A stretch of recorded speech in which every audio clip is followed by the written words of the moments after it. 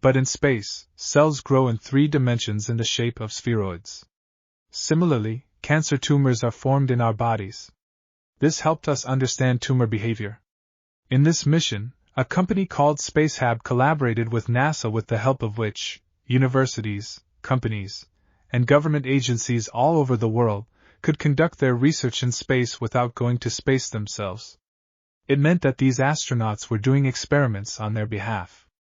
In fact, children from 6 schools in Australia, China, Israel, Japan, the USA, were chosen who wanted to have these astronauts run their experiments. Spiders, silkworms, organic crystals, fishes, bees, ants, how do they react in space? Children wanted to know these, so experiments were being conducted on it. An interesting thing about flowers was discovered in these experiments. The smell of these flowers on the Earth changes in space. Because even during the mission, the data was constantly being transmitted to Earth. Approximately 30% of the data from these experiments was saved, collected, and kept in the ground stations.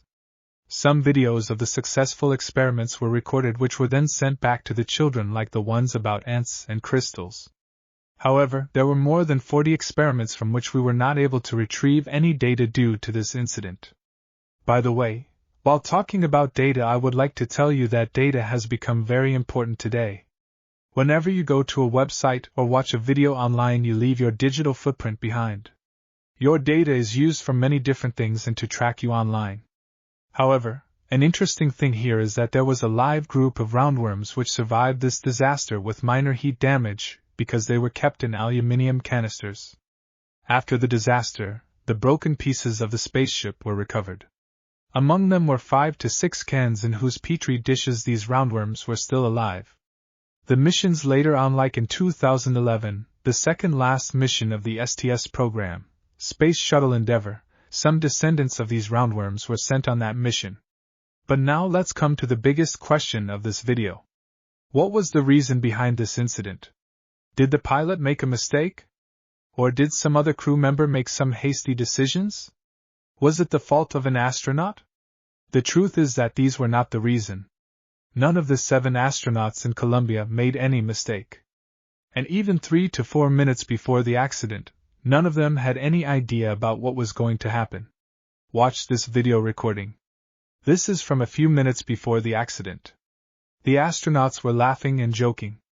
Kalpana Chawla is also saying something. It was only at 8:58 a.m. that the astronauts got an indication that everything was not going as it should be. Columbia's backup flight software showed some messages on the display to let them know that 4 wheels on the left side of the space shuttle has lost pressure. And this warning came exactly 1 minute before the time when Columbia lost the signal to the Earth.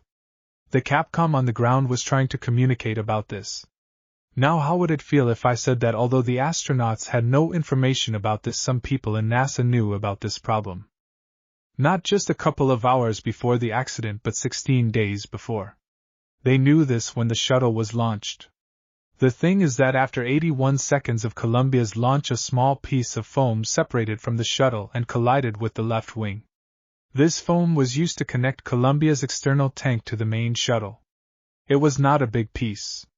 It was only 60 centimeters long and 40 centimeters wide.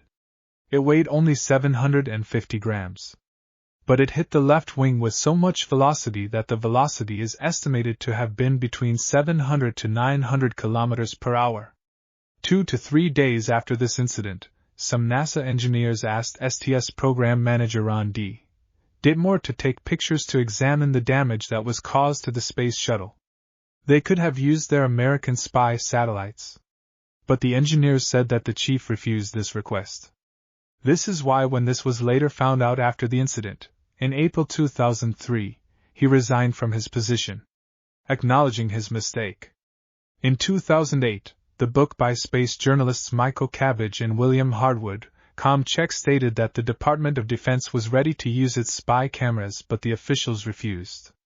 An internal commission was formed to investigate this, which was named the Columbia Accident Investigation Board. In short, CIB. In August 2003, this commission released a thorough report in which it was explained in detail why this Columbia disaster happened and what caused it.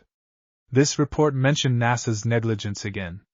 NASA's human spaceflight chief William Reddy's failure to accept this offer of using spy satellites to monitor the damage to the shuttle. This is why the damage was not investigated and this mission went on as planned for the next 15 days. Until February 1st, when the mission was over, and the space shuttle had to return to Earth. The damage on the left wing of the space shuttle caused a small hole. As it descended into Earth's atmosphere, the damage became even bigger. Because of the small hole, air began to leak, and normally there is a thermal protection system that maintains the temperature inside the space shuttle. But due to the air leak, the hole became larger, and as soon as it happened, a piece of insulation as big as a suitcase broke. A significant portion of Columbia was now exposed to external fire and gases. Because of this, the sensors in the left wing stopped working first. The temperature readings weren't available. Then the tire pressure readings disappeared. And just like that, the spacecraft started to break apart into pieces. The people on the ground capture this video in which bright flashes are seen. A small piece of foam caused this incident, and 7 people lost their lives. However, it is important to mention that the report of CIB in 2003 stated that such foam strikes happen regularly during space shuttle launches. The photos from the launch of 79 missions that were available showed that such foam strikes had been seen in 65 missions before. Such foam strikes were very common. But the problematic part about this foam strike was that this piece hit the wrong place at the wrong time. 5 years after the incident, another report was published in December 2008. Columbia Crew Survival Investigation Report. This showed that due to the disruption of cabin pressure, the astronauts passed away within a few seconds. When the Columbia Space Shuttle was disintegrating violently, they did not have to suffer any heat or damage. This report tried to reconstruct the crew's last minutes. What happened in those last minutes? Warning signs and alerts were ringing all around.